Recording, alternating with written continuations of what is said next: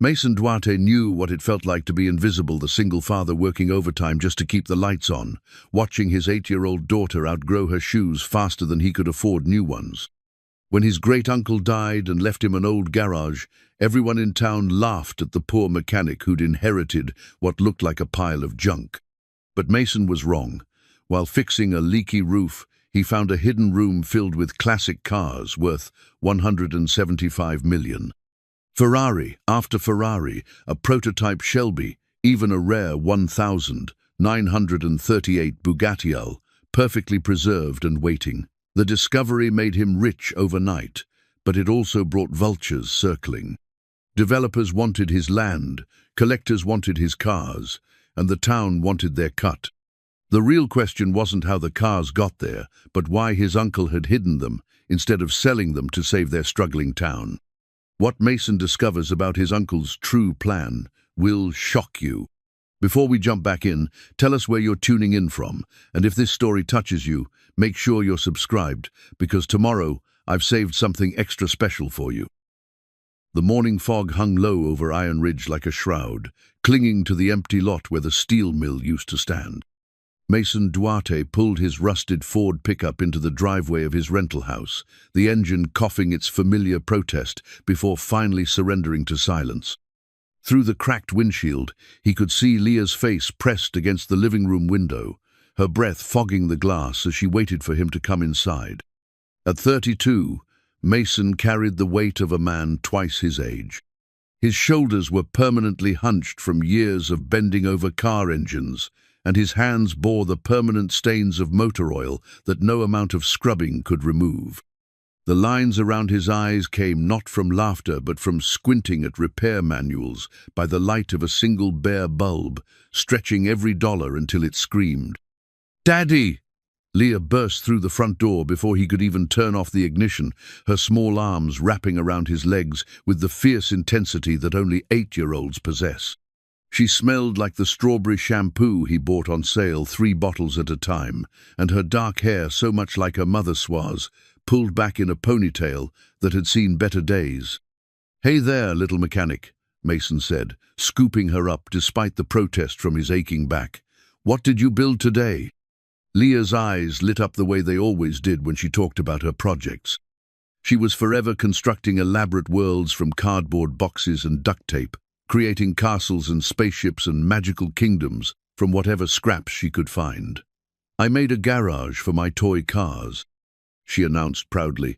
"It has a secret room where the special cars live." Mason's throat tightened. Even at 8, Leah understood that some things were too precious to display openly. He carried her inside their small rental house, noting the way the floorboards creaked under his feet and how the afternoon light revealed every crack in the plaster walls. The living room was small but tidy, furnished with a couch he'd bought second-hand and a coffee table Leah had helped him build from salvaged wood. "Show me," he said, settling her down on the worn carpet. Leah disappeared into her bedroom and returned carrying a shoebox that had been transformed into an elaborate garage. She'd cut doorways and windows, painted the walls with watercolors, and even added tiny details like a miniature air compressor made from a bottle cap and some string. Inside, carefully arranged on cotton batting, were her prized possessions, a collection of die-cast cars she'd accumulated over the years. Each one a birthday or Christmas gift treasured beyond measure. "See?" she said, lifting a section of the box to reveal a hidden compartment underneath. "The really special cars live down here where nobody can hurt them." Mason stared at the tiny hidden garage, something stirring in his chest. "That's beautiful, Leah. Really beautiful. Mrs. Henderson says imagination is just poor people's television," Leah said matter-of-factly, arranging her cars with the careful precision of a curator. "But I think it's better than television because you can make anything happen." Mrs. Henderson lived next door and had made it her mission to remind Mason and Leah of their place in Iron Ridge's social hierarchy. She was the self-appointed keeper of the town's respectability, a woman who measured worth by the newness of your car and the size of your house. Mason had learned to ignore her comments, but it pained him that Leah had to hear them. "Mrs. Henderson doesn't know what she's talking about," Mason said firmly. Imagination is one of the most valuable things a person can have. Iron Ridge had once been a thriving industrial town, the kind of place where 3 generations of a family might work at the same factory, where everyone knew everyone else's business, and where a man could support his family with honest work and a strong back. The steel mill had employed nearly half the town's population, and the surrounding businesses, diners, hardware stores, barber shop shad, thrived on the steady wages it provided. But that was before the mill closed 5 years ago, taking with it not just jobs, but the town's sense of identity. Now Iron Ridge was a collection of empty storefronts and for sale signs, a place where young people left as soon as they graduated, and older folks hung on out of stubbornness or simple inability to go anywhere else. Mason had stayed because of Leah, because her mother Sarah had roots here, because moving required money he didn't have. He'd opened his one-man repair shop in a converted garage on the edge of town, surviving on oil changes and brake jobs, always one missed payment away from losing everything. The townspeople tolerated him because they needed someone to fix their cars, but they never let him forget that he was different. Mason had grown up in California, the product of a broken home and a series of foster families. He'd learned about engines not from his father but from a gruff mechanic named Pete, who'd taken pity on a teenage kid with nowhere else to go. When Sarah brought him to Iron Ridge 8 years ago, pregnant and hopeful, he'd tried to fit in, but small towns have long memories and little patience for outsiders. Sarah had died in a car accident when Leah was 3, leaving Mason to navigate single parenthood in a place where he'd never quite belonged. The town's sympathy had been genuine but brief, and now he was simply the guy who fixed their cars and raised his daughter quietly on the margins of their community. "Daddy, are you sad?" Leah asked, studying his face with the unsettling perceptiveness of children. "Just thinking," Mason said, forcing a smile. "How about we make some dinner?" Their kitchen was barely large enough for 2 people, but Mason had learned to be efficient. He pulled ingredients from the refrigerator ground beef that was on sale, pasta, a jar of sauce he'd stretched with extra tomatoes. Leah sat at the small table, working on homework while he cooked, her pencil moving carefully across the page. "We're learning about family trees in school," she said without looking up. "I need to write about our relatives." Mason's hands stilled on the wooden spoon. Leah's family tree was sparse. Sarah's parents had died before she was born, and Mason's own family history was a patchwork of abandonment and loss. The only blood relative he could claim was his great-uncle Edgar, Sarah's grandfather's brother, and the man was practically a ghost. "Tell me about great-uncle Edgar again," Leah said, as if reading his thoughts. Mason had met Edgar exactly twice in his life. The first time was at Sarah's funeral, where the old man had stood at the back of the church like a shadow, offering a brief nod of acknowledgement before disappearing. The second time was 3 years later, when Edgar had shown up at Mason's garage, unannounced, driving a pristine 1960 Thunderbird that looked like it had just rolled off the showroom floor. "He's your great-great-uncle, actually," Mason said, stirring the sauce. "Sarah's grandfather's brother. He must be in his 80s by now." "What does he do?" "I'm not really sure. He owns some kind of old garage out on Route 47, but I've never seen it open. Your mom used to say he was always a bit of a mystery, even when she was growing up." Edgar had been polite but distant during that second visit, spending an hour walking around Mason's shop, examining his tools and asking careful questions about his work. He'd seemed impressed by Mason's skill but had said little about himself. When he left, he'd pressed a business card into Mason's hand. "Edgar Duarte, Automotive Restoration," but the phone number had been disconnected when Mason tried to call. "Maybe he's like a secret agent," Leah suggested, her imagination already spinning stories around the mysterious uncle. "Maybe," Mason agreed, though he suspected the truth was far more mundane. Edgar was probably just another old man clinging to the past, keeping his garage as a monument to better times. After dinner, Mason helped Leah with her homework while she chatted about her day at school. She was too bright, sometimes, and Mason worried about her future in a town that offered so little opportunity. He'd started a small college fund, adding a few dollars whenever he could, but at the current rate, It would take 20 years to accumulate enough for even a community college education. Mrs. Patterson says I should try out for the academic team, Leah said, looking up from her math worksheet. But I told her I'd rather work on cars with you. Mason's chest tightened. You should try out for the team, sweetheart. You're smart enough to do anything you want. But I like cars, and I like working with my hands like you do. There was nothing wrong with working with your hands, but Mason wanted more for his daughter. He wanted her to have choices, to see the world beyond Iron Ridge's shrinking borders. He wanted her to never know the particular humiliation of counting quarters to buy milk, or the weight of knowing that everyone in town saw you as something less than worthy. You can like cars and still be on the academic team, he said gently. You can do both. Leah considered this with the seriousness of a judge. Okay, but I still want to help in the garage. Deal. Later, after Leah had gone to bed, Mason sat at his small kitchen table with a cup of coffee and the monthly bills spread before him. The numbers were unforgiving.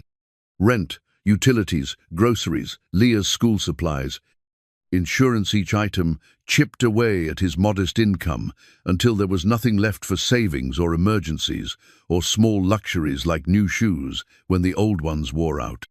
The knock on his door came at 9:30, just as he was considering whether he could stretch the car insurance payment another week. Mason opened the door to find a young woman in a business suit, her hair pulled back in a neat bun, a briefcase in her hand. Mr. Duarte, I'm Jennifer Walsh from Walsh Associates. I'm here about your great-uncle Edgar. Mason's stomach dropped. In his experience, lawyers brought only bad news. What about him? I'm sorry to have to tell you this, but Mr. Edgar Duarte passed away last week. I'm here to discuss his will. The words hit Mason like a physical blow. He'd barely known Edgar, but the old man had been his only connection to Sarah's family, the only link to something larger than his small, struggling existence. I'm sorry for your loss, the lawyer continued, but I think you'll find that Mr. Duarte left you something significant. Mason invited her in, glancing toward Leah's bedroom to make sure she was still sleeping. He cleared the bills from the table and offered the lawyer a seat. Your great-uncle was quite specific in his instructions, Jennifer said, opening her briefcase and withdrawing a thick folder. He's left you his property on Route 47, the garage, and the land it sits on. Mason stared at the legal documents, trying to process what he was hearing. The garage? Yes. According to his will, he wanted you to have it because, and I quote, the boy understands what it means to fix things that are broken. Mason felt a laugh bubble up in his throat, though whether from relief or hysteria, he couldn't tell. Edgar's garage, the mysterious, always closed garage that probably hadn't seen a customer in decades. It was generous, he supposed, but what was he supposed to do with a second garage when he could barely keep his first one running? There's more, Jennifer continued, pulling out a set of keys. Mr. Duarte also left specific instructions about what you're to do with the property. He wanted you to read this letter before you visit the garage. She handed him an envelope, yellowed with age, his name written on the front in Edgar's careful script. Mason turned it over in his hands, feeling the weight of something more than paper. I should probably mention, Jennifer said, gathering her documents, that the property comes with some outstanding debts, tax liens primarily. You'll need to address those within 90 days, or risk losing the property. Mason's brief hope deflated like a punctured tire. Of course, there were debts. There were always debts. After the lawyer left, Mason sat in his kitchen holding Edgar's letter, afraid to open it. Outside, Iron Ridge slept under its blanket of fog, a town full of people who had written him off long ago.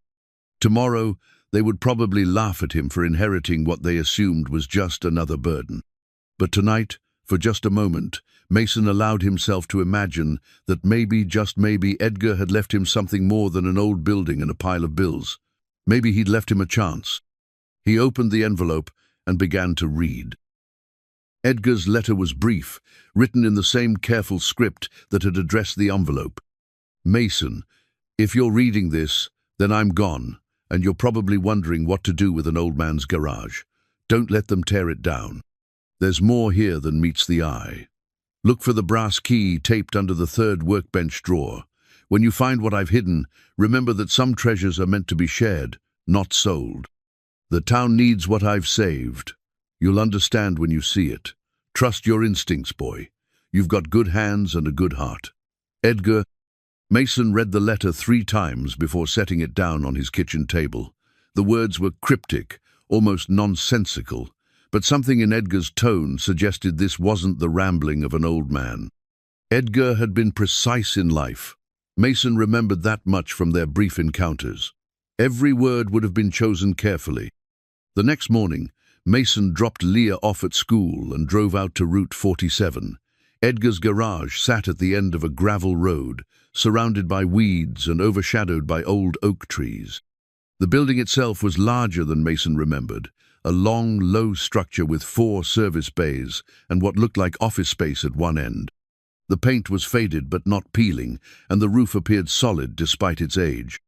Mason parked his truck and walked around the building, noting details he'd missed during Edgar's funeral reception when he'd only glimpsed the place from the road. The garage had been built in the 1950s, judging by its design, but someone had maintained it carefully over the years. The windows were clean, the gutters clear of debris, and the overhead doors moved smoothly when he tested them.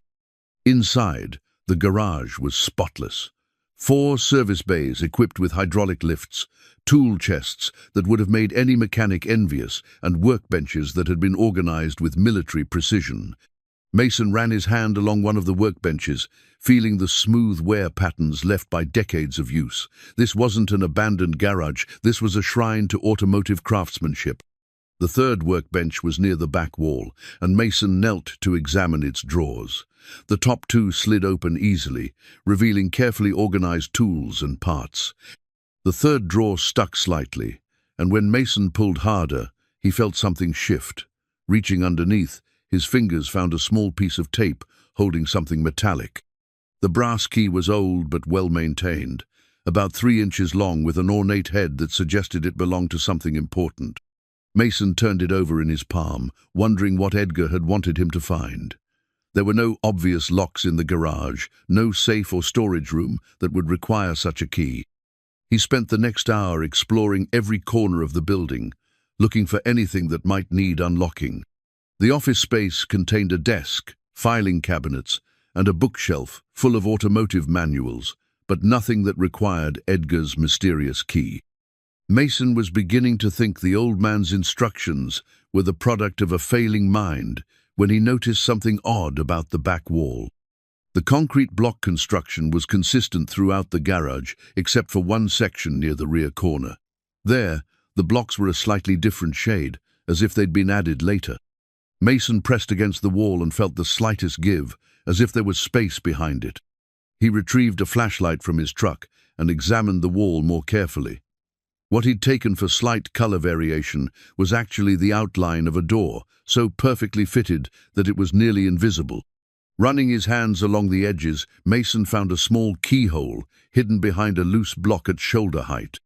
The brass key slid in smoothly, and Mason heard the distinct click of tumblers falling into place. When he pushed, a section of the wall swung inward on silent hinges, revealing a passageway that led down into darkness. Mason's heart pounded as he shone his flashlight into the passage. Stone steps led down about 10 feet to what appeared to be a larger space. The air that drifted up was cool and dry, carrying a faint scent of leather and metal polish. He descended carefully, one hand on the stone wall for balance. At the bottom of the steps, his flashlight beam swept across something that made him gasp and nearly lose his footing. Cars.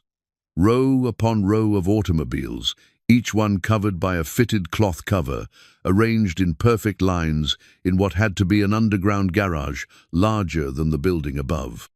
Mason's light played across the shapes, revealing elegant curves and distinctive silhouettes that spoke of automotive artistry from bygone eras. He found a light switch near the entrance and flipped it, flooding the space with warm fluorescent light. What he saw took his breath away completely. The underground garage was enormous, easily 3 times the size of the building above, carved from the earth and lined with moisture-proof materials. Climate control units hummed quietly in the corners, maintaining perfect temperature and humidity. The floor was polished concrete, and the ceiling was supported by steel beams that spoke of serious engineering. But it was the cars that made Mason's knees weak. He approached the nearest vehicle and carefully lifted the cover, revealing a pristine Ferrari 250 GT, its red paint gleaming as if it had just left the factory. The next cover revealed a silver Porsche 356, followed by a black Mercedes 300 SL with its distinctive gull-wing doors. Mason moved from car to car in a daze, each reveal more stunning than the last. A 1938 Bugatti, Type 57 Atlantic, its aluminum body, hand-formed and polished to a mirror finish. A prototype Shelby Daytona coupe that Mason was certain existed only in automotive legend. A 1955 Mercedes 300 SL Gullwing that looked like it had never been driven. A Ferrari 250 GTO that collectors would kill for. Mason counted 37 vehicles in total, each one a masterpiece of automotive engineering and artistry. Some he recognized from magazine articles and auction catalogs, legendary cars that sold for millions of dollars. Others were so rare he'd never seen their like, one-off prototypes and custom builds that represented the pinnacle of their maker's craft. Near the back of the collection, Mason found a small office space with a desk, filing cabinets, and walls covered with photographs, documentation, and what appeared to be provenance records for each vehicle. A leather-bound ledger lay open on the desk, and Mason flipped through pages of Edgar's careful notations, purchase dates, restoration notes, maintenance records. The final entry was dated just 6 months ago. Collection complete. 37 vehicles, total estimated value, $175 million. Time to prepare for the transfer. Mason sank into Edgar's chair, the number echoing in his head. $175 million, more money than he could comprehend, more than Iron Ridge had probably seen in its entire history. He owned a collection worth more than some small country's GDP. But why? Why had Edgar hidden this treasure instead of selling even one car to live comfortably? Why had he let the town struggle and die while sitting on a fortune that could have saved it? Mason's phone buzzed with a text from Leah's school. She was feeling sick and needed to be picked up. He locked the hidden garage carefully, his mind reeling as he drove back to town. Every familiar sight, the closed storefronts, the rusted for sale signs, the people walking with the hunched shoulders of those who'd given up, hope took on new meaning. He had the power to change everything. With just one car from Edgar's collection, he could pay off every debt in town, reopen the businesses, bring back the jobs. He could give Leah the future she deserved, send her to any college she wanted, buy her a house in a neighborhood where children's dreams weren't limited by their parents' empty bank accounts. But Edgar's letter nagged at him. Some treasures are meant to be shared, not sold. What had the old man meant? And why did Mason have the feeling that the real mystery was just beginning? As he pulled into the school parking lot, Mason caught his reflection in the rearview mirror. The grease-stained mechanic was still there, but something had changed in his eyes. For the first time in years, Mason Duarte looked like a man with possibilities. Mason spent the weekend researching classic car values online, his laptop growing warm from hours of constant use. Each search result made his head spin more. The 1955 Mercedes 300 SL Gullwing alone, the crown jewel of Edgar's collection, was worth somewhere between $8 and $12 million at current market prices. A single car worth more than most people would earn in a lifetime. Leah recovered from her stomach bug by Sunday and found Mason surrounded by printouts and browser tabs, his coffee growing cold as he tried to comprehend the magnitude of what he'd inherited. "Daddy, you look like you saw a ghost," she said, climbing onto his lap and peering at the laptop screen, showing a pristine Ferrari 250 GTO. "Maybe I did, sweetheart. Mason closed the laptop gently. Tell me, what would you do if you found buried treasure? Leah considered this with the gravity of a Supreme Court justice. I'd share it with people who needed it, like in the stories you read me, where the pirates always end up helping the village. Out of the mouths of babes. Mason hugged her close, breathing in the scent of her strawberry shampoo. What if sharing it was complicated? What if there were rules about what you could and couldn't do with it? Then I'd figure out the rules first, Leah said pragmatically.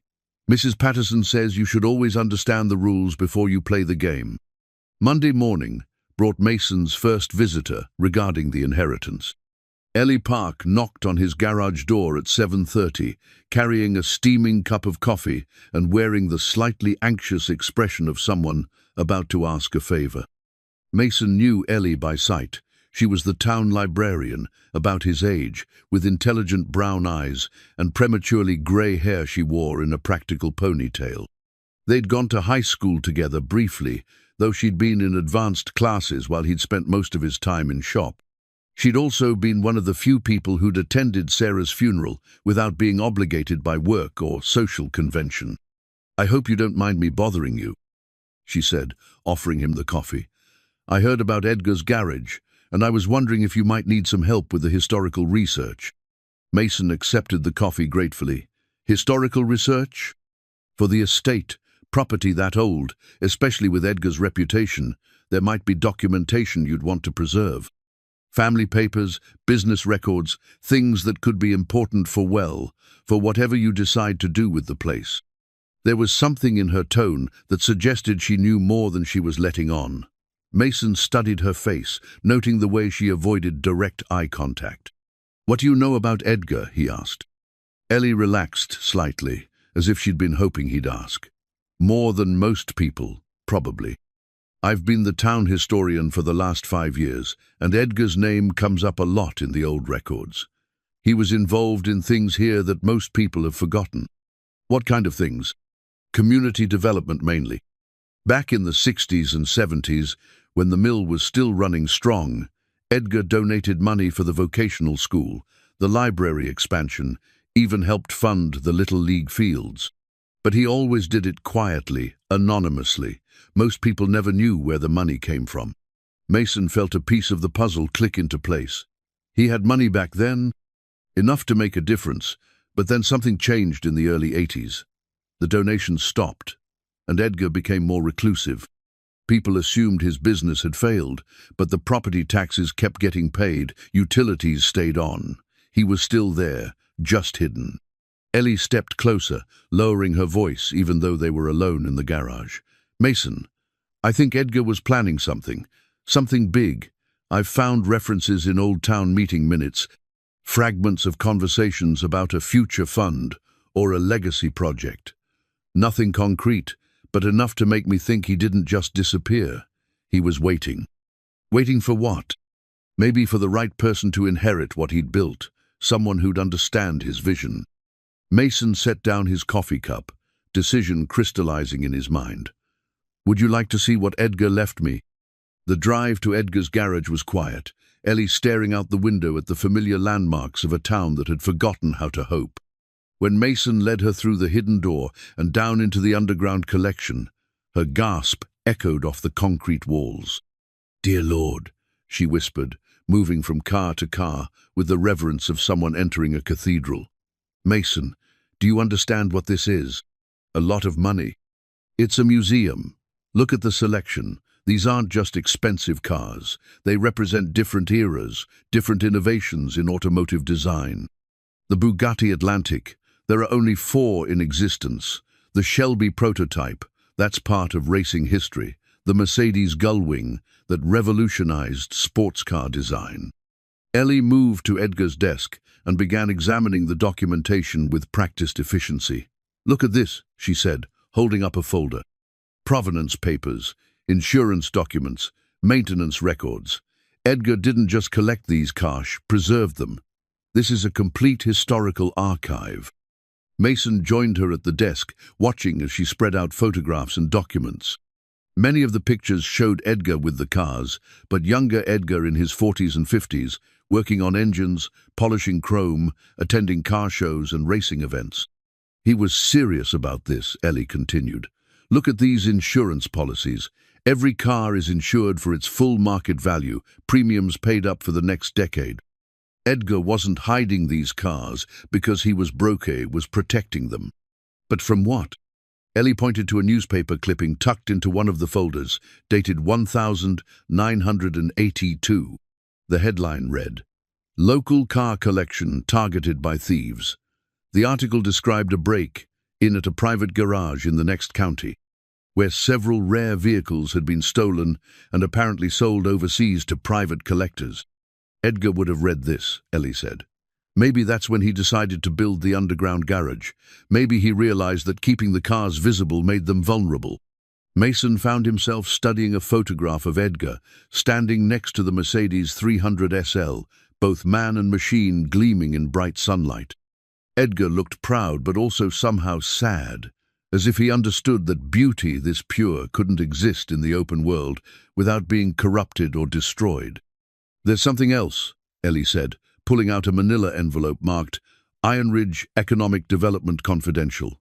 Inside were architectural drawings, economic projections, and what appeared to be plans for transforming Edgar's garage into some kind of educational facility. A heritage automotive institute, Mason read from one of the documents, teaching traditional restoration techniques while preserving automotive history for future generations. Edgar was going to turn this into a school, Ellie realized. Train people in traditional crafts, bring tourism to the town, create jobs that couldn't be shipped overseas. The car collection wasn't his treasure, it was his curriculum. Mason sank into Edgar's chair, overwhelmed by the implications.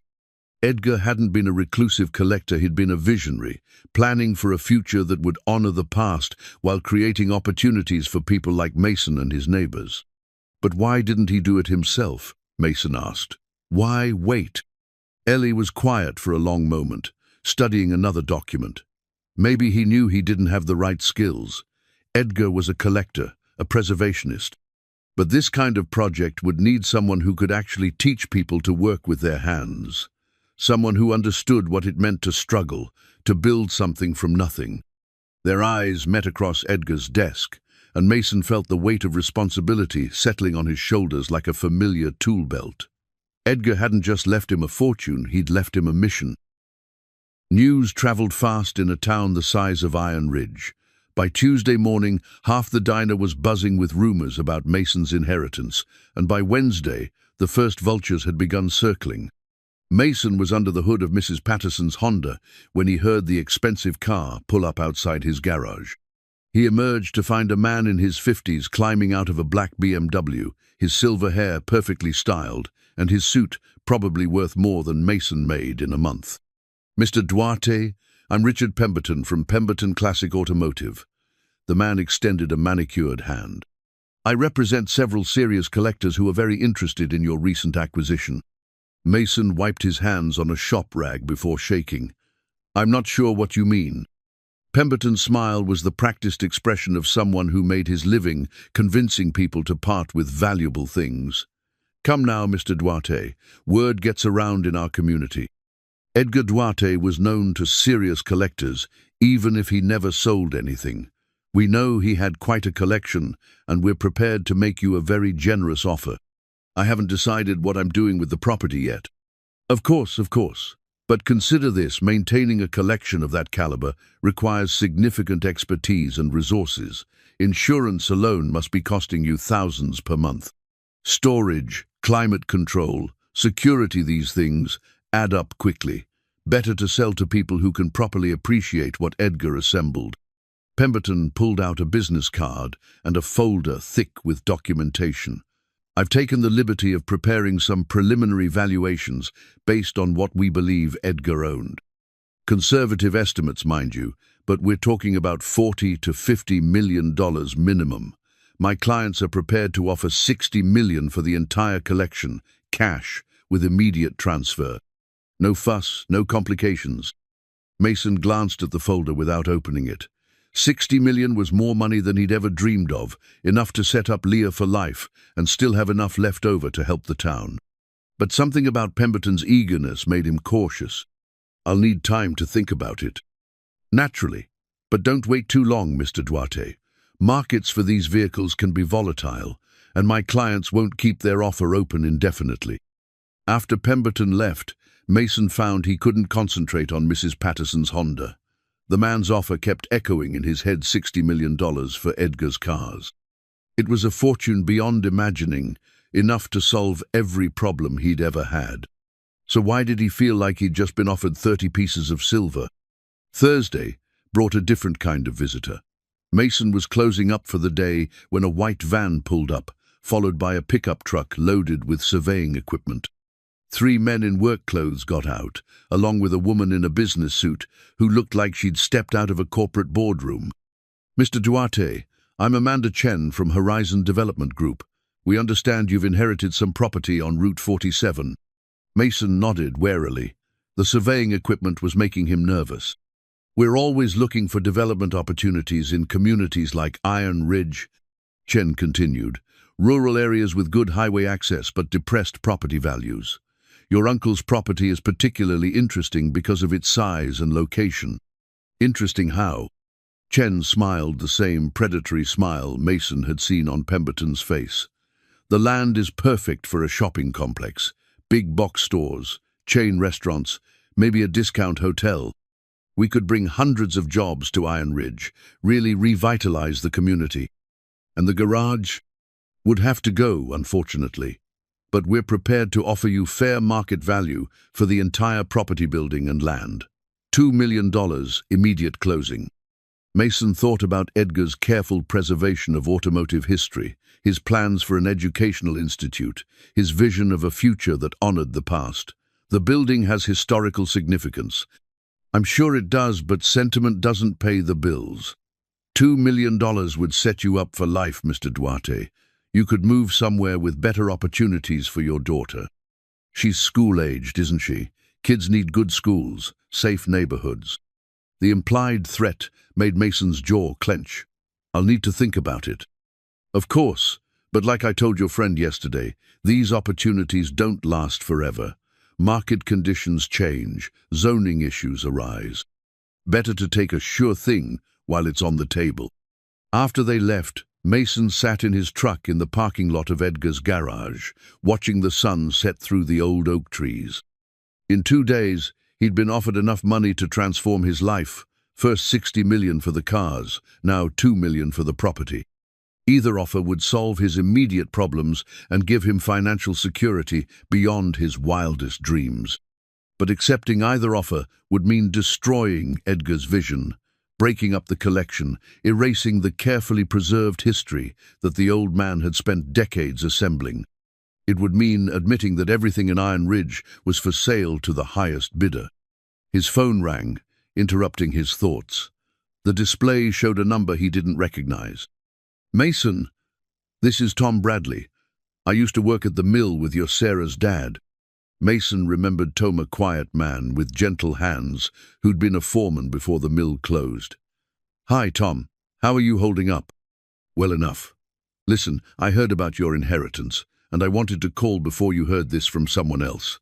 There's talk around town. Some folks are saying you hit the lottery, that you're sitting on millions of dollars while the rest of us struggle." Mason's stomach sank. "Tom, it's not that simple." "I know it's not, son. That's why I'm calling. See, I remember Edgar from way back. Good man, always helped people who needed it. And I remember your Sarah too. She had a good heart, just like her great uncle. I figure if Edgar left you something valuable, he had his reasons. I'm trying to figure out what those reasons were." "Well, you might want to figure it out fast. There's a town meeting called for Saturday night. Official topic is community development opportunities, but what they really want to talk about is your garage and what you plan to do with it." Mason thanked Tom and hung up, his mind racing. A town meeting meant public pressure, formal demands, probably lawyers and politicians getting involved. It meant the end of his ability to make decisions quietly, to honor Edgar's wishes without interference. He thought about Leah, asleep in her bed with her shoebox garage full of toy cars. She'd built a secret compartment for the special ones, understanding instinctively that some treasures needed protection from the world's grabbing hands. Edgar had understood that too. He'd built his own secret compartment, hiding something precious until the right person came along to guard it.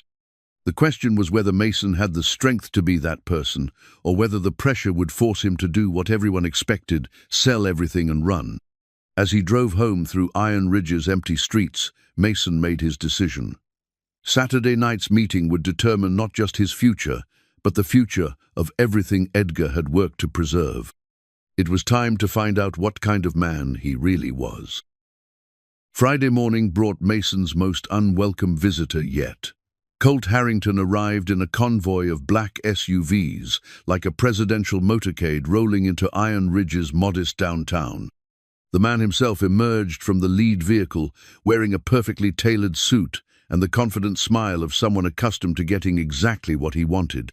Mason was in his garage, trying to focus on work, while his mind churned over tomorrow night's town meeting, when the convoy pulled up outside. Through his grimy windows, he watched Harrington survey the neighborhood with the calculating gaze of a predator evaluating prey. "Mr. Duarte?" Harrington's voice carried the slight accent of old money and Ivy League schools. "I'm Colt Harrington, managing partner of Harrington Capital Management. I believe we have mutual interests to discuss." Mason set down his wrench and stepped outside, noting how Harrington's security detail positioned themselves strategically around the area. This wasn't a social call, this was a show of force. "I'm not sure we have anything to discuss, Mr. Harrington." Harrington's smile never wavered. "I think you'd be surprised. You see, my firm specializes in distressed asset recovery and strategic liquidation.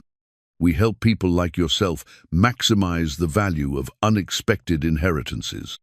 People like myself, working class individuals who suddenly find themselves in possession of assets they lack the resources or expertise to properly manage. It's more common than you might think, and it rarely ends well for the inheritor." Mason felt his temper rising but kept his voice level. "And you're here to help me avoid that unfortunate fate." "Exactly. I understand you've already received offers from small-time collectors and local developers. Pensions, essentially, compared to what your inheritance is actually worth. My firm represents a consortium of international investors who understand the true scope of what Edgar Duarte assembled." Harrington pulled out a tablet and showed Mason a presentation that made his previous offers look like pocket change. High-resolution photographs of Edgar's cars filled the screen, accompanied by detailed valuations and market analyses. $125 million, Mr. Duarte. That's our opening offer for the complete collection, with bonuses for provenance documentation and related intellectual property. We're prepared to wire 50% to an account of your choosing today, with the balance transferred upon delivery. Mason stared at the numbers, feeling dizzy. More money than he could spend in 10 lifetimes, enough to transform Iron Ridge into whatever he wanted it to become. "Of course," Harrington continued, "the offer assumes immediate acceptance and discreet transfer. My clients value privacy, and they prefer to avoid the complications that arise when valuable collections become public knowledge." Complications: taxes, insurance issues, regulatory oversight. Local governments have a way of finding reasons to complicate private transactions. Better to complete the transfer while you still have clear title and minimal external pressure. Mason understood the implied threat. Harrington knew about tomorrow's town meeting, knew that Mason was about to face public scrutiny and political pressure. Accept the offer now, or risk losing control of the situation entirely. I'll need time to consider it. Harrington's smile became sharp-edged. Of course, but I should mention that my clients have other opportunities under consideration. This offer has a limited window, let's say until Sunday evening. After that, market conditions may require us to reassess our position. After Harrington left, Mason drove out to Edgar's garage with a sense of urgency he couldn't quite explain. He descended into the underground collection and walked among the cars, trying to understand what Edgar had really intended. Near the back of the collection, Mason found something he'd missed before a large wall cabinet secured with the same type of lock that had protected the hidden entrance. Edgar's brass key opened it easily, revealing shelves of documents, photographs, and what appeared to be original factory blueprints. The blueprints were for the garage itself, dated 1958, showing not just the building above ground, but detailed plans for the underground space. Edgar hadn't added the vault later. He'd designed the entire facility from the beginning with the hidden collection in mind. But it was the photographs that made Mason's hands shake. Dozens of black and white images showing Edgar working alongside other men, all of them wearing the same work clothes and union pins that Mason recognized from old pictures of the steel mill. Edgar hadn't just been a collector, he'd been part of Iron Ridge's working community. One photograph in particular caught Mason's attention. It showed Edgar shaking hands with a group of men in front of the partially constructed garage, all of them smiling broadly. On the back, someone had written, "Groundbreaking for Iron Ridge Automotive Heritage Center, May 15, 1958, Edgar Duarte, founder. Dedicated to the working men and women who built America's cars." Mason felt pieces of the puzzle clicking into place. Edgar's garage hadn't been built as a private collection. It had been intended as a public heritage center from the very beginning. The hidden vault was meant to protect the cars until Iron Ridge was ready for them, until someone came along who could fulfill Edgar's original vision. He found more evidence in a folder marked Heritage Center Business Plan. Edgar had outlined everything: educational programs for local students, apprenticeship opportunities in traditional automotive crafts, tourism revenue that would support local businesses. The car collection wasn't just a museum, it was the cornerstone of an economic development plan 50 years in the making. But something had gone wrong. Mason found correspondence from the early 1960s showing Edgar struggling with local officials who didn't understand his vision, facing resistance from people who thought a car museum was a waste of resources. The letters grew increasingly frustrated until finally Edgar made the decision to hide the collection until circumstances were more favorable. Mason was so absorbed in Edgar's documents that he didn't hear footsteps on the stairs until a voice behind him said, "I wondered when you'd find those." He spun around to see Ellie Park emerging from the stairwell, carrying a cardboard box and wearing an expression of nervous determination. "How did you get in?" "You left the door unlocked. I brought some things I thought you should see." She set down the box and pulled out a thick folder. Town records from the 1950s and 1960s. "I've been going through the archives since we talked, looking for more information about Edgar's plans." Ellie spread out copies of town meeting minutes, newspaper clippings, and official correspondence. Edgar tried to get municipal support for the Heritage Center. He offered to donate the land, fund the construction, even provide ongoing operating expenses. But the town council rejected his proposal. Why? They thought it was impractical. Mayor Hutchinson said Iron Ridge was a working town, not a tourist destination. He couldn't see the economic potential Edgar was trying to show them. Mason studied the meeting minutes, noting the votes and arguments. Edgar had been ahead of his time, trying to create exactly the kind of heritage tourism that now supported dozens of small towns across the country. So he built it anyway, Mason realized. But he hid the cars because he knew the same people who rejected his public plan would never let him keep them privately. That's what I think. And I think he was waiting for things to change, for new leadership or new attitudes, for someone who would understand what he was trying to accomplish. Ellie moved closer, her voice dropping to a whisper even though they were alone. "Mason, there's something else. I think Edgar left clues about how to make his plan work. Look at this."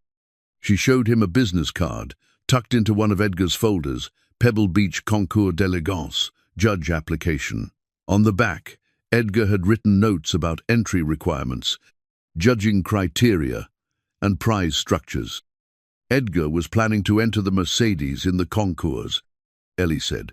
Look at the prize money for Best of Show. It's exactly the amount needed to cover the property taxes and startup costs for the Heritage Center. Mason felt his heart racing. Edgar hadn't just hidden the car, she'd left a roadmap for bringing them back into the light, a way to generate the resources needed to fulfill his original vision. But entering the concours would mean restoring the Mercedes to show condition, Mason said. That's months of work, thousands of dollars in parts and materials. Unless you had help, Ellie said quietly. Unless you could convince some of the old mill workers to join the project. Men like Tom Bradley, who still remember how to work with metal and take pride in craftsmanship. Mason looked around the underground garage, seeing it with new eyes. Not just a collection of valuable cars, but a workshop waiting for skilled hands, a classroom ready for eager students, a foundation for rebuilding everything Iron Ridge had lost. Tomorrow night's town meeting would determine whether Edgar's 50-year plan could finally come to fruition, or whether the cars would be sold off to private collectors who would scatter them to the winds. Mason had less than 24 hours to decide whether he was ready to fight for a dead man's dream. Saturday morning arrived grey and cold, with the kind of persistent drizzle that made everything in Iron Ridge look even more depressed than usual.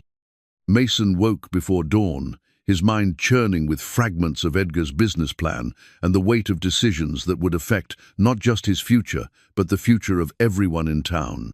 He found Leah in the kitchen, already dressed and eating cereal while working on a school projector diorama of a medieval castle made from cardboard and colored paper.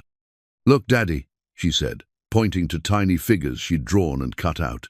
"The knights are protecting the treasure in the tower." Mason studied her work, noting the careful attention to detail, the way she'd created multiple layers of defense around the castle's most precious possessions. What happens if the bad guys get past the knights? Then the treasure gets divided up and sold to different kingdoms, Leah said matter-of-factly, and nobody remembers what it was really for. Out of the mouths of babes, again. Mason kissed the top of her head and headed out to Edgar's garage, where he'd arranged to meet Tom Bradley and a few other former mill workers. Tom arrived first, driving a rusted pickup that had seen better decades. Behind him came Ray Kowalski, who'd been the mill's head electrician, and Frank DiMaggio, whose welding skills had once been legendary throughout the valley. All three men moved with the careful gait of workers whose bodies had absorbed decades of hard labor. "Appreciate you coming," Mason said, leading them toward the garage. "What I'm about to show you, it needs to stay between us for now." Tom nodded gravely. "Whatever Edgar left you, it's nobody else's business until you decide it is." Mason led them through the hidden door and down into the underground collection. The men's reactions were immediate and visceral. Ray whistled low under his breath. Frank crossed himself, and Tom just stood there shaking his head in wonder. "Jesus, Mary, and Joseph," Frank whispered, approaching the nearest Ferrari with the reverence of a man entering a cathedral. "Look at the metalwork on that body. Hand-formed, every panel. You don't see craftsmanship like that anymore." Ray was already examining the electrical systems, his practiced eye noting details that would escape most people. "These cars are more than restored, they're preserved. Look at the wiring harnesses, the original components. Edgar didn't just fix these cars, he maintained them in factory condition." Tom walked slowly through the collection, stopping at each vehicle to study its lines and proportions. When he reached the 1955 Mercedes 300 SL, he stopped completely. "I remember this one," he said quietly. "Edgar brought it to the mill parking lot once, back in 78 or 79. Said he was thinking about entering it in some big car show. We all thought he was crazy. Why risk damaging something so beautiful?" "Maybe he wasn't crazy," Mason said. "Maybe he was planning something bigger than any of us understood."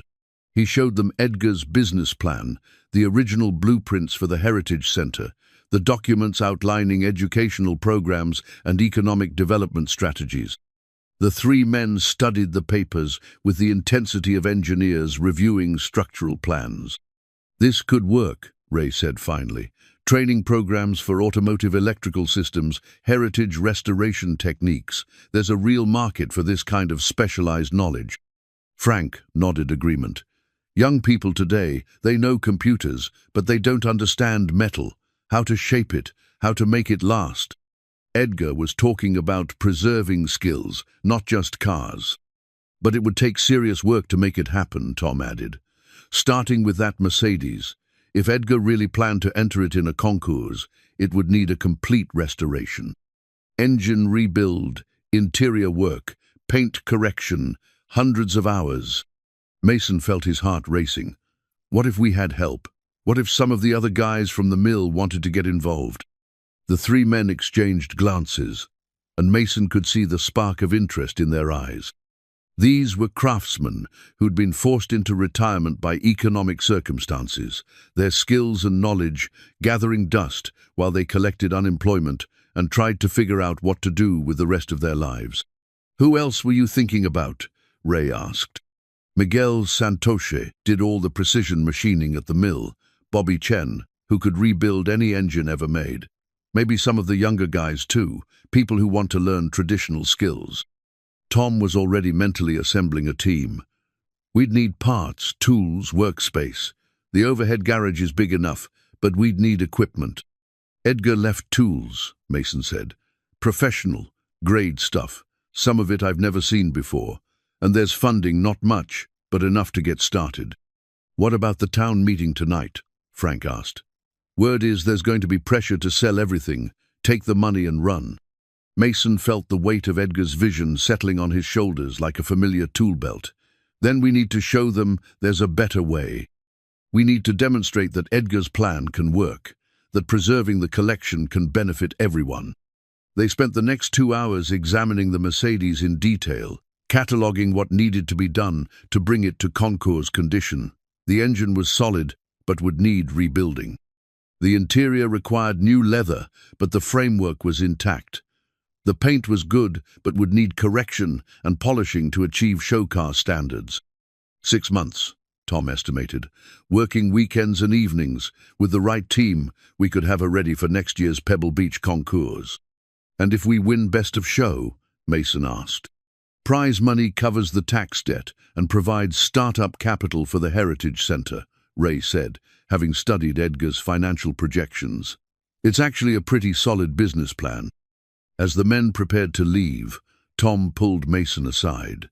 You know what you're up against tonight, don't you? People are scared, angry about being left behind.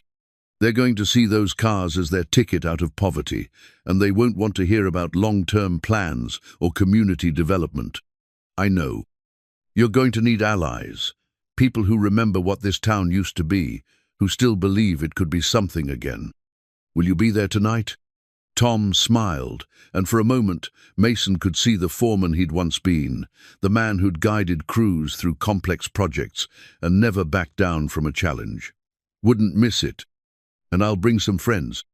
As Mason drove home to pick up Leah for the town meeting, he found himself thinking about Edgar's 1,962 union meeting minutes, the artifact that had revealed the old man's promise to help displaced workers.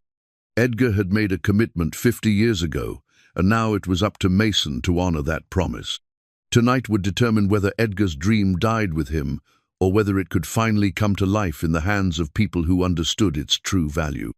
Mason just hoped he was strong enough to carry the weight of 50 years of hope. The Iron Ridge Community Center hadn't seen a crowd this large since the mill closure announcement 5 years ago. Every folding chair was occupied, and people stood along the walls, their faces reflecting a mixture of hope, desperation, and barely contained anger. Mason arrived with Leah and Ellie, noting how conversations stopped when they entered, how neighbors who'd known him for years now looked at him with calculating eyes. Mayor Janet Hutchinson called the meeting to order, her voice carrying the authority of someone who'd been managing Iron Ridge's decline for the better part of a decade. She was a thin woman in her 60s, with steel grey hair, and the weary expression of someone who'd fought too many losing battles. We're here tonight to discuss recent developments regarding the Edgar Duarte property, she began.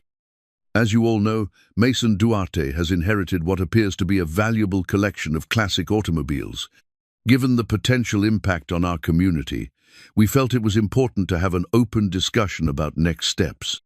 Murmurs rippled through the crowd. Mason could feel the weight of dozens of stares, the pressure of expectations and resentments building like steam in a boiler. "Before we begin," the mayor continued, "I'd like to acknowledge that we have visitors tonight. Mr.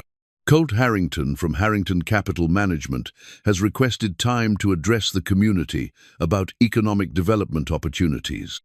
Harrington rose from his seat in the front row, his expensive suit making him stand out like a peacock among sparrows. He moved to the podium with the confidence of someone accustomed to commanding attention. "Thank you, Mayor Hutchinson.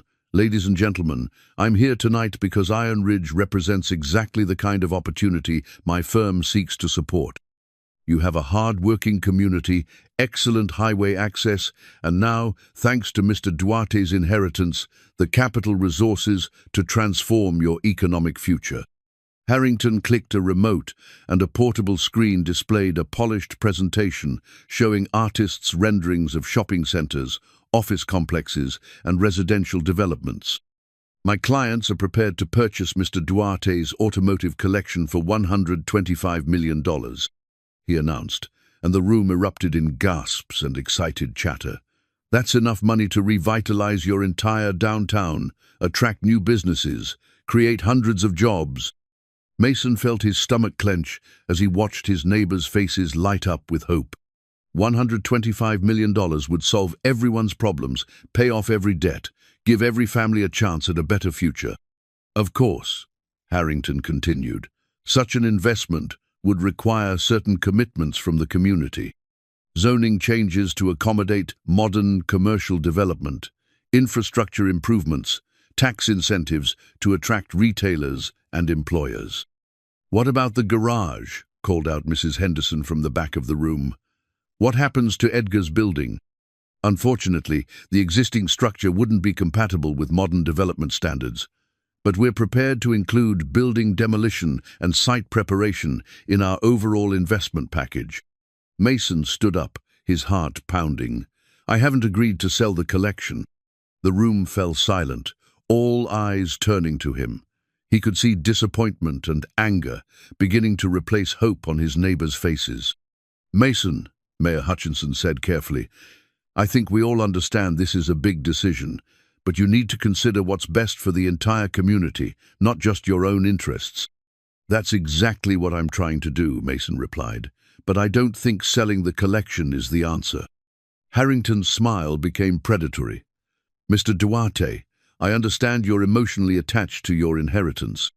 But surely you can see that keeping 37 cars in a garage doesn't serve anyone's interests. These vehicles need to be in the hands of collectors who can properly preserve and display them." "They're already properly preserved," Mason said. "Edgar spent 50 years maintaining them in perfect condition, and as for display, he always intended them to be displayed here in Iron Ridge." Mason pulled out Edgar's original business plan and moved toward the podium. Harrington reluctantly stepped aside, but his expression made it clear this was temporary. "Edgar didn't build that garage as a private collection," Mason announced to the room. "He built it as the foundation for an automotive heritage center designed to bring tourism and education to Iron Ridge while preserving traditional manufacturing skills. He outlined Edgar's plan for educational programs, the apprenticeship opportunities, the economic development strategy that would create sustainable jobs rather than temporary construction work." "This is all very idealistic," Mayor Hutchinson interrupted, "but Mr. Harrington is offering real money today. Edgar's plan is 50 years old, Mason. Times have changed." "Have they?" Tom Bradley stood up from his seat near the middle of the room. "Because I'm looking around this room, and I see the same hard-working people who were here 50 years ago. The same families who built this town with their hands and their skills." Ray Kowalski and Frank DiMaggio stood as well, followed by several other former mill workers. Mason felt a surge of gratitude his allies were making themselves known. "Edgar knew something the rest of us forgot," Tom continued. "He knew that our skills, our knowledge, our tradition of craftsmanship, that's our real wealth. Not something to be sold off to the highest bidder, but something to be preserved and passed on." "That's very noble," said Mrs. Henderson. "But nobility doesn't pay the bills. My property taxes have doubled in 5 years, and my house is worth half what I paid for it. I need real solutions, not fairy tales about heritage centers." The crowd murmured agreement, and Mason felt his support beginning to erode. Harrington sensed the shift and moved back toward the podium. "Mrs. Henderson raises an excellent point," he said. "Community development requires pragmatic thinking, not romantic notions about the past."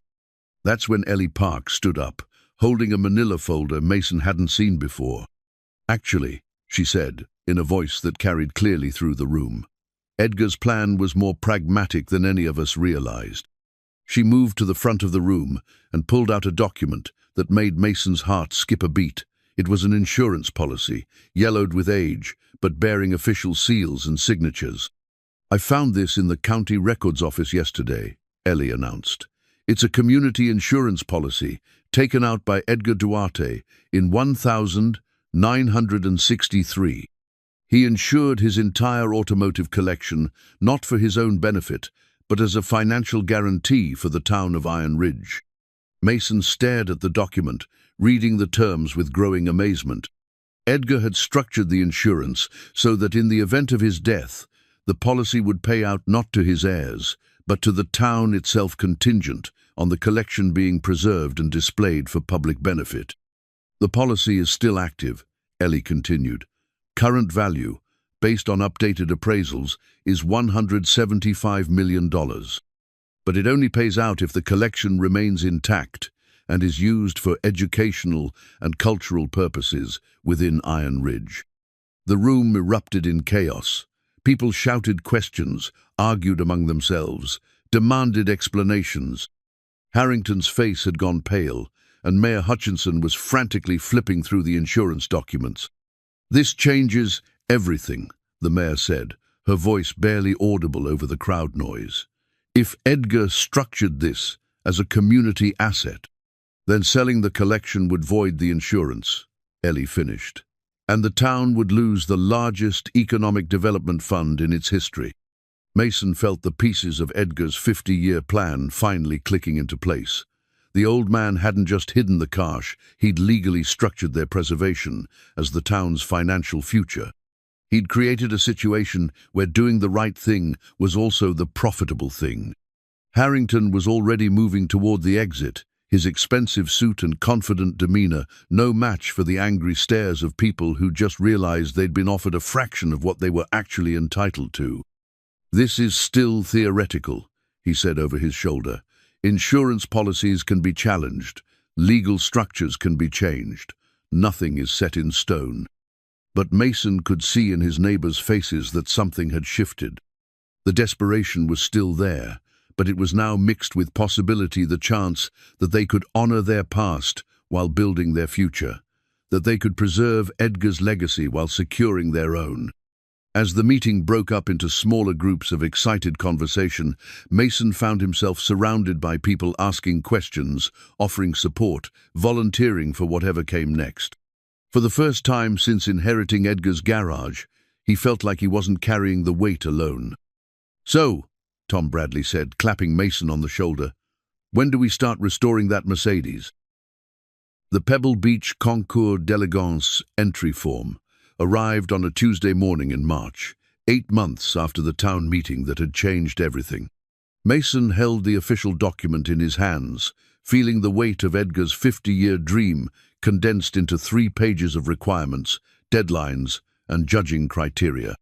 The 1,955 Mercedes 300 SL Gullwing sat in the upper garage, transformed from a preserved museum piece into a gleaming testament to craftsmanship.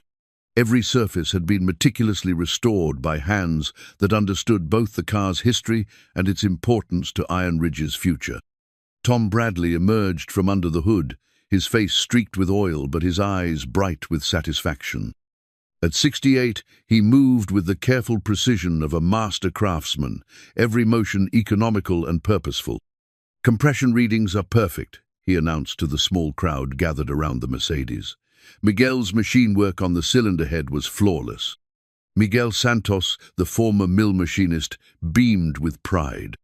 Over the past 8 months, he'd become the project's resident perfectionist, approaching each component with the same attention to detail that had once made him indispensable at the steel mill.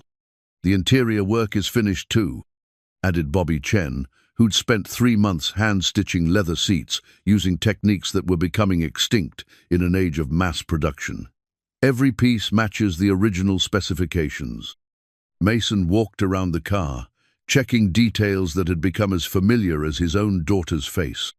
The Mercedes represented more than automotive restoration. It was proof that Edgar's vision could work, that traditional skills could create something both beautiful and economically valuable. The garage itself had been transformed as well. What had once been Edgar's private workshop was now a functioning educational facility. Local teenagers worked alongside retired craftsmen, learning skills that no school curriculum could teach. The town council had formally established the Iron Ridge Automotive Heritage Institute, with Mason as its director and the car collection as its living curriculum. But success hadn't come without challenges. Colt Harrington had made good on his threats, hiring lawyers to challenge the insurance policy and lobbyists to pressure state officials for regulatory changes that would force the collection sale. Every week brought new legal maneuvers, new attempts to find loopholes in Edgar's carefully constructed plan. "Any word from the lawyers?" Ellie asked, emerging from the garage office where she'd been coordinating the concours entry paperwork. In the months since the town meeting, she'd become Mason's closest ally and the Institute's unofficial historian.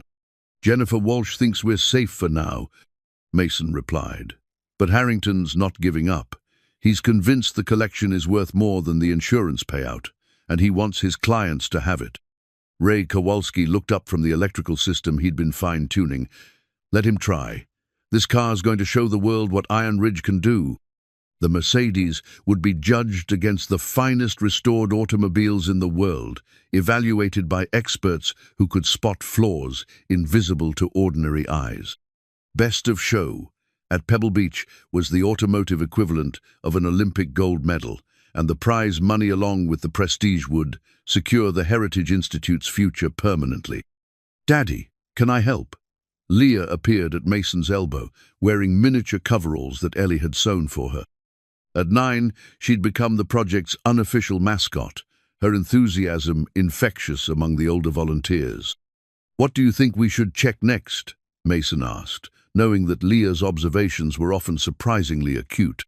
She walked around the car with the same careful attention the adults showed, her small hands tracing lines and examining details. "The chrome on the bumpers could be brighter," she said finally, "and maybe we should polish the wheels one more time." Tom chuckled. "The kid's got good eyes. Ray, you want to handle the chrome work?" As the team dispersed to handle final preparations, Mason found himself alone with the Mercedes, thinking about the journey that had brought them to this moment. 8 months ago, he'd been a struggling mechanic with no prospects and diminishing hope. Now he was responsible for a multi-million-dollar collection and the economic future of an entire town. The pressure was enormous. If the Mercedes didn't win at Pebble Beach, the Institute would struggle to generate enough revenue to remain viable. The insurance payout would still protect the collection, but Edgar's dream of using it to revitalize Iron Ridge would remain unrealized. "Second thoughts?" Ellie appeared beside him, carrying 2 cups of coffee and wearing the expression of someone who understood the weight on his shoulders. "Every day," Mason admitted. "What if we're not good enough? What if 8 months of work isn't enough to compete against teams that have been doing this for decades? Then we'll try again next year, and the year after that, if necessary." Ellie handed him the coffee and settled against the workbench. Edgar waited 50 years for the right person to carry out his plan. I don't think he expected immediate success. Mason studied the Mercedes, noting the way afternoon light played across its perfectly restored surfaces. "Sometimes I wonder what he'd think of what we've done, whether we're honoring his vision or destroying it. I think he'd be proud. You've brought his cars back to life, given them purpose beyond just preservation. That's what he always wanted." The garage door chimed, and Mason looked up to see a familiar but unwelcome figure entering. Richard Pemberton, the collector who'd made the first offer for Edgar's cars, approached with the cautious demeanor of someone entering potentially hostile territory. "Mr. Duarte," Pemberton said, nodding politely to Mason and Ellie. "I was in the area and thought I'd stop by to see how the restoration was progressing." Mason gestured toward the Mercedes. "See for yourself." Pemberton walked around the car with the practiced eye of someone who'd evaluated hundreds of classic automobiles. His expression remained neutral, but Mason caught subtle signs of approval, a slight nod at the paint quality, a closer examination of the interior stitching, careful attention to the engine bay's presentation.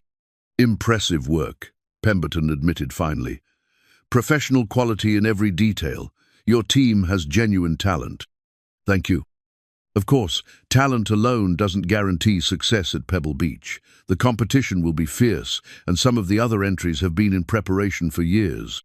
Mason felt his jaw tighten. "Are you here to wish us luck, or to remind us of the odds against us?" Pemberton smiled, but it didn't reach his eyes.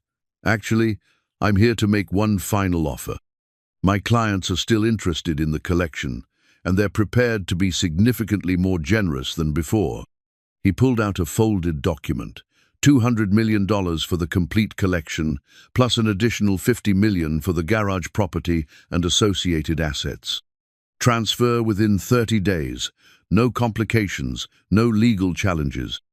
Mason stared at the number, feeling the familiar vertigo that came with contemplating such vast sums. $250 million would solve every problem Iron Ridge had ever faced, would give every family in town financial security beyond their wildest dreams. "The offer expires Sunday night," Pemberton continued. "After that, my clients will pursue other opportunities.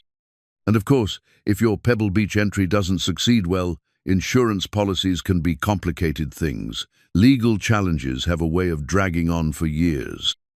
After Pemberton left, Mason stood in the garage, surrounded by the evidence of 8 months of dedicated work. The Mercedes gleamed under the fluorescent lights, every surface reflecting the countless hours of labor that had gone into its restoration. "You're not seriously considering his offer," Ellie said, reading his expression. "I'm considering whether I have the right to risk everyone's future on a car show." Mason ran his hand along the Mercedes fender, feeling the perfect smoothness of paint that had been applied with techniques perfected over decades. $250 million, Ellie. That's life-changing money for every person in this town. And what happens after they spend it? What happens when the money runs out and there's nothing left but empty bank accounts and regrets? Mason knew she was right, but the weight of responsibility was crushing. Edgar had made his choice 50 years ago, deciding to preserve rather than profit. Now Mason had to make the same choice, but with the added pressure of knowing that other people's lives hung in the balance. The garage door opened again, and Tom Bradley entered carrying a bottle of champagne and wearing the biggest smile Mason had seen since the project began. "Just got off the phone with the concours organizers," Tom announced. "We're confirmed for the competition, August 15th, Class 5, G, European sports cars, 1,951,960. We're going to Pebble Beach."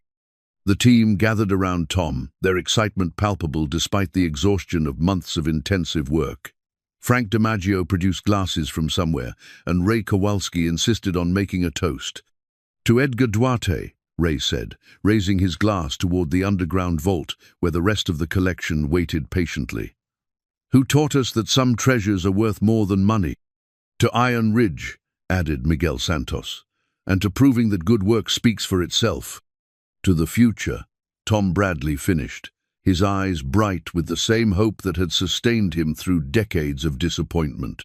Mason raised his glass with the others, but his mind was already racing ahead to Pebble Beach, to the moment when judges would evaluate not just a restored car, but the dreams of an entire community. In less than 5 months, Edgar's 50-year plan would face its ultimate test. Either the Mercedes would prove worthy of the world's most prestigious automotive competition, or Mason would have to find another way to honor a dead man's vision while securing his neighbor's future. The champagne tasted like victory and defeat in equal measure. The morning of August 15th dawned clear and bright over Monterey Bay, with a kind of California sunshine that made everything look like a postcard.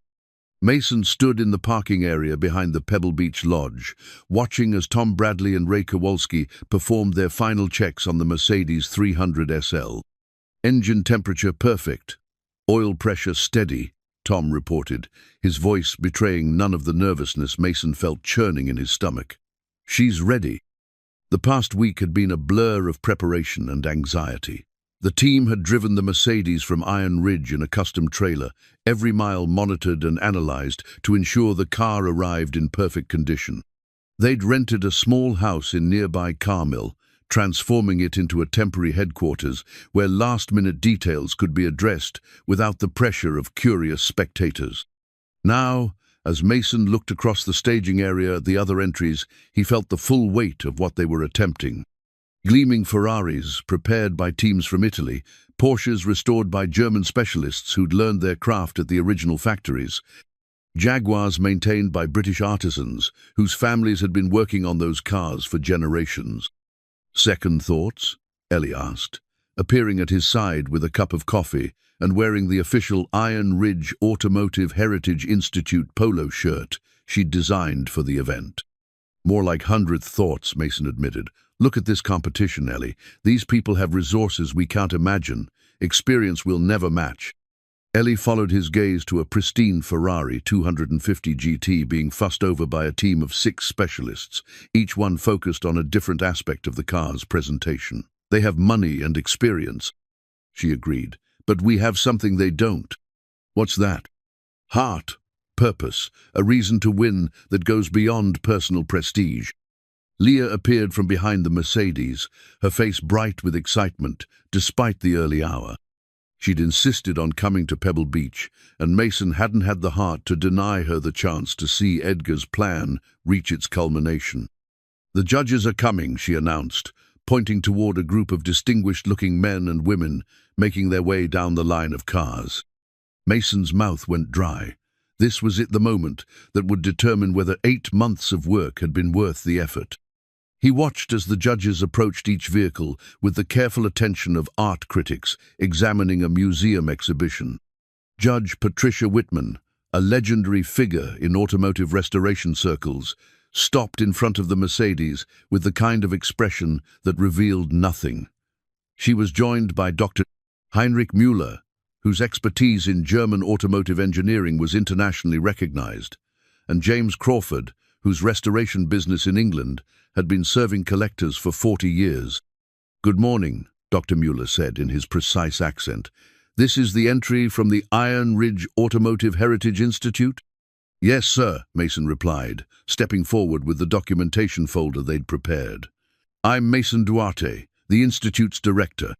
Judge Whitman began her examination, starting with the exterior paint and working methodically around the vehicle. Her poker face never wavered as she checked panel gaps, examined chrome trim, and studied the condition of rubber seals that most people would never notice. "The paintwork is exceptional," she noted, making marks on her scorecard. "Original color specification?" "Yes, ma'am. DB 180 silver with red interior, exactly as it left the factory in 1955. Dr. Müller had moved to the engine bay, where his expert eye evaluated everything from the cleanliness of the valve covers to the authenticity of small components that casual observers might miss. "Interesting restoration philosophy," he commented. "You've preserved original finishes where possible rather than refinishing everything to new condition. Very respectful of the car's history." James Crawford was examining the interior with the intensity of a surgeon, checking stitching patterns, material authenticity, and the countless details that separated amateur work from professional restoration. "The leather work is particularly impressive," he said, "hand-stitched using period-correct techniques. Where did you find craftsmen with these skills?" "We trained them," Tom Bradley answered, stepping forward with quiet pride. "Local workers learning traditional methods." For the first time, Judge Whitman showed a flicker of genuine interest. "You trained them.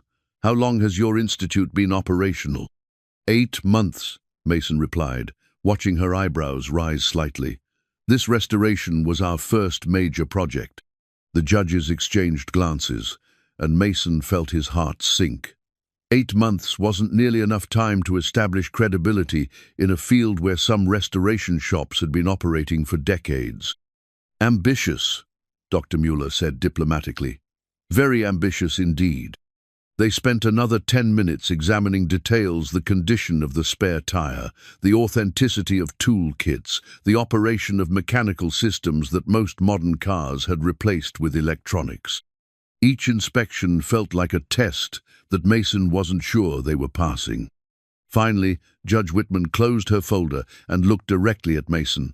"Thank you, Mr. Duarte. We'll complete our evaluation of all entries and announce the winners this afternoon." As the judges moved on to the next car, Mason felt his knees go weak. The professional politeness, the diplomatic comments, the careful avoidance of any definitive statements, it all suggested that the Mercedes, despite 8 months of passionate work, might not be competitive against the world's finest restorations. "How do you think we did?" Leah asked, slipping her hand into his. Mason squeezed her fingers gently, trying to project confidence he didn't feel. "We did our best, sweetheart. Sometimes that's all you can do." But as he watched the judges examining the competition, Mason couldn't shake the feeling that their best might not be good enough.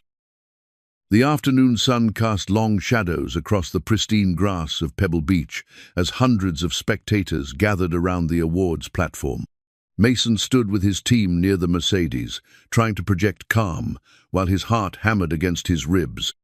8 months of work, Edgar's 50-year vision, and Iron Ridge's economic future all hung in the balance of the next 30 minutes. Leah pressed close to his side, her small hand finding his. She'd been unusually quiet since lunch, perhaps sensing the tension that had gripped the adults throughout the judging process. "Ladies and gentlemen," the announcer's voice carried clearly across the field, "welcome to the award ceremony for the 70th annual Pebble Beach Concours d'Elegance." The ceremony began with smaller awards: Best Engine Bay, Most Authentic Restoration, People's Choice.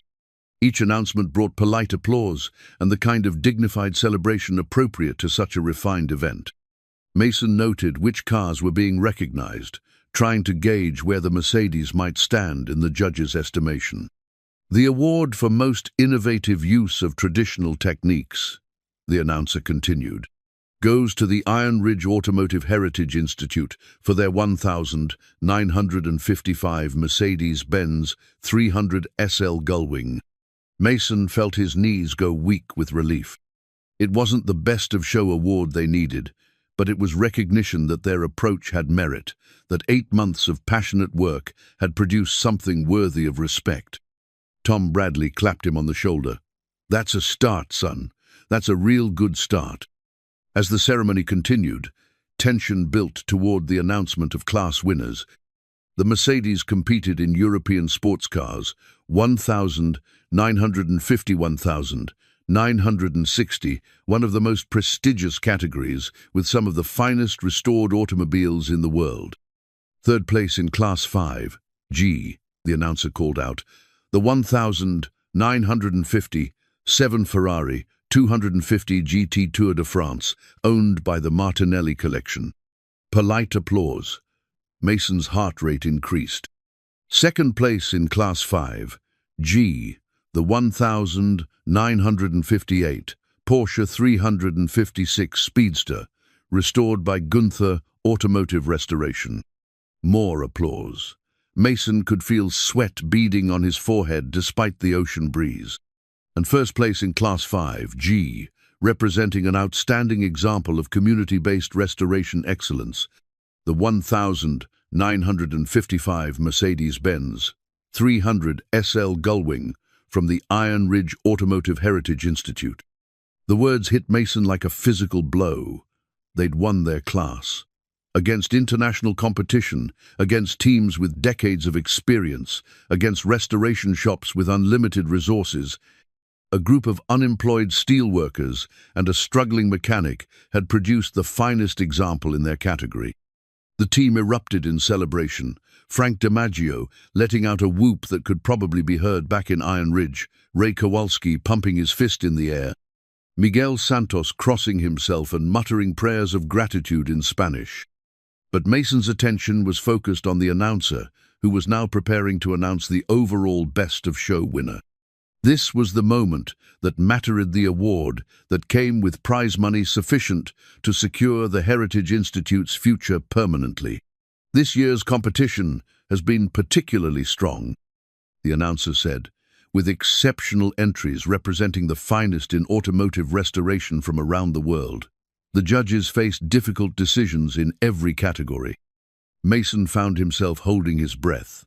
Around him, hundreds of spectators waited with the same anticipation, though for most of them, this was entertainment rather than a matter of survival. The Best of Show award goes to an entry that exemplifies not just technical excellence, but the spirit of preservation and education that makes this event meaningful. The announcer paused, seeming to savor the moment. The 1955 Mercedes-Benz 300 SL Gullwing, restored by the Iron Ridge Automotive Heritage Institute. For a moment, Mason thought he'd misheard. The words seemed to echo in his head without quite making sense. Then Leah was jumping up and down beside him.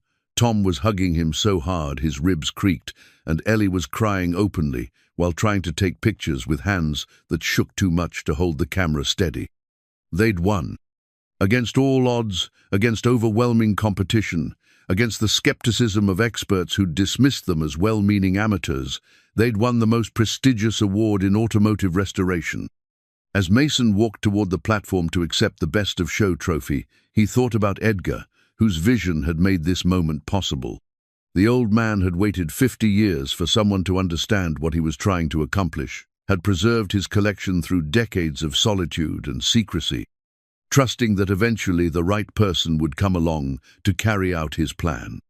Judge Patricia Whitman presented the trophy with a smile that transformed her stern face completely.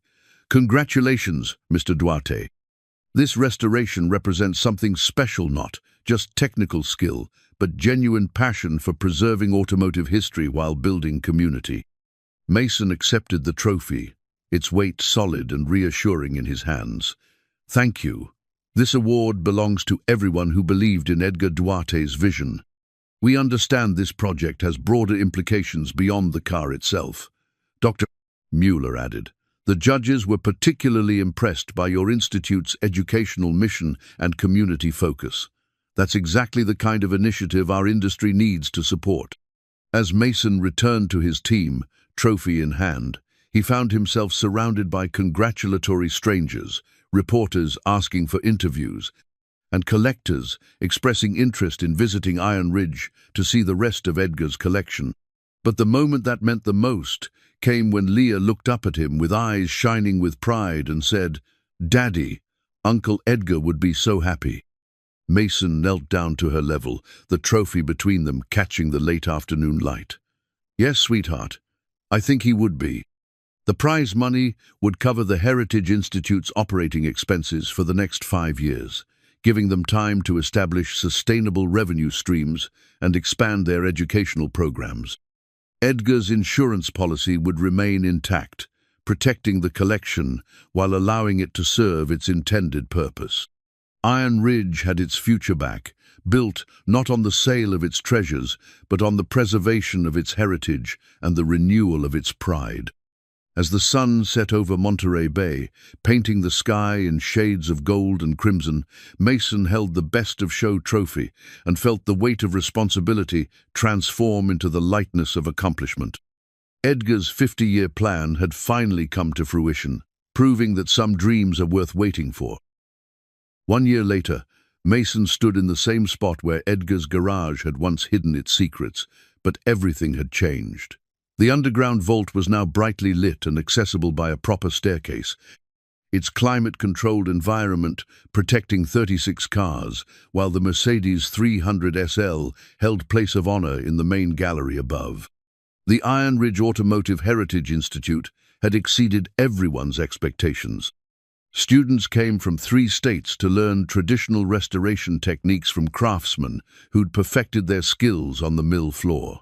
The rotating display of Edgar's collection drew thousands of visitors annually, their admission fees and gift shop purchases supporting not just the institute, but dozens of local businesses that had reopened to serve the influx of automotive enthusiasts.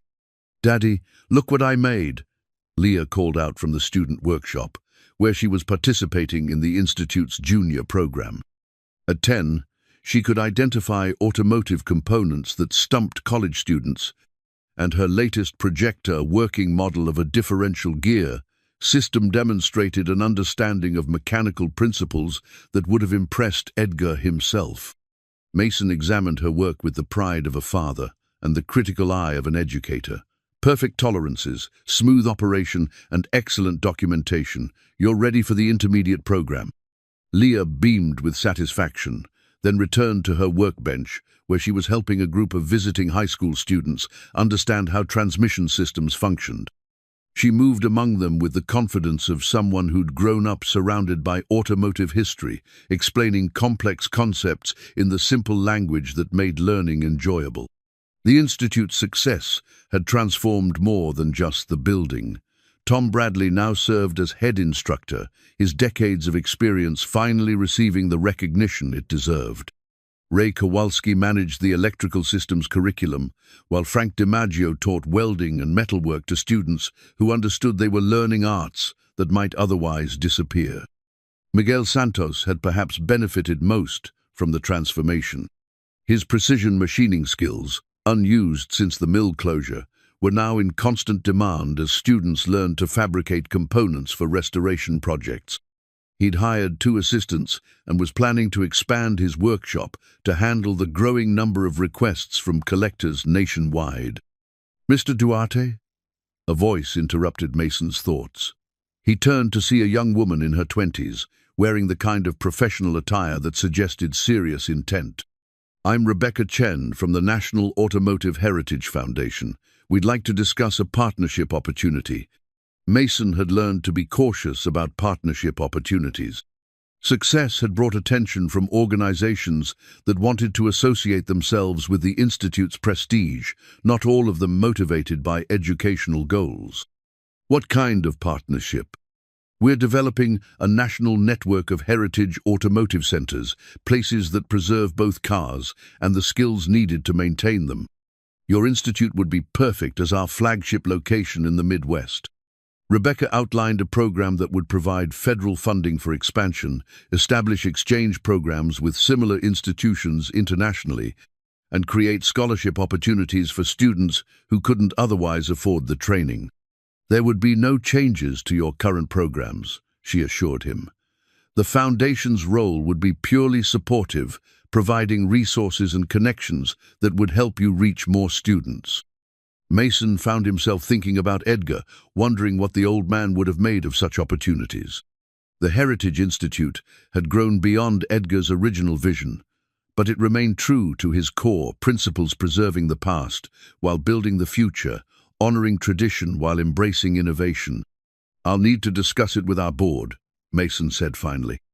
The Institute's governance structure included representatives from the town council, the student body, and the volunteer instructors, ensuring that major decisions reflected community interests rather than individual preferences. After Rebecca left, Mason walked through the main gallery where Edgar's cars were displayed with the respect they deserved. Each vehicle was accompanied by detailed information about its history, its significance to automotive development, and its role in Edgar's collection. Visitors often spent hours reading the stories, understanding that they were experiencing more than just expensive automobiles. They were witnessing the evolution of human craftsmanship and ingenuity.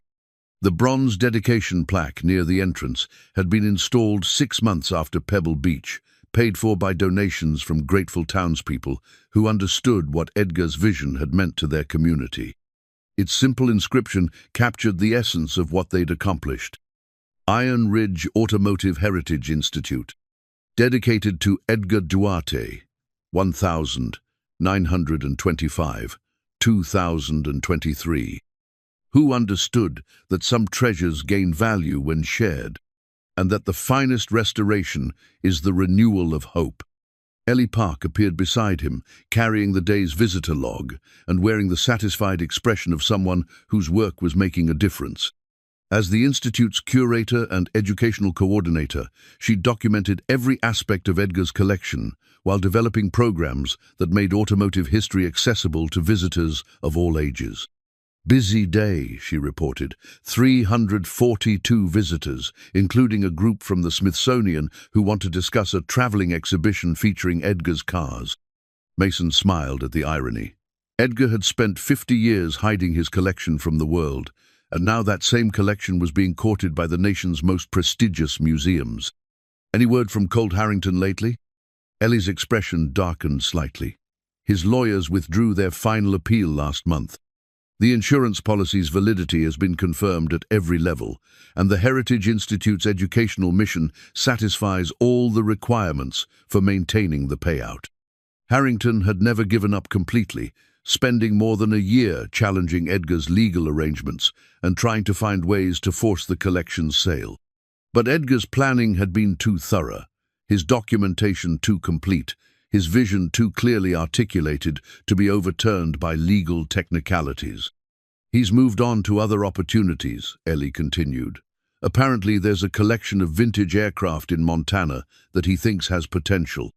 As the day's last visitors departed and the Institute settled into evening quiet, Mason found himself in Edgar's restored office, which had been preserved exactly as the old man had left it. The leather-bound ledger still lay open on the desk, its final entry unchanged. "Collection complete. Time to prepare for the transfer." Mason picked up a pen and made his own entry below Edgar's final words. "Transfer complete.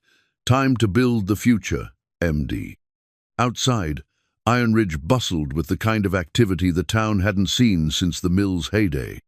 Restaurants served dinner to tourists who'd come to see the cars and stayed to experience small-town hospitality.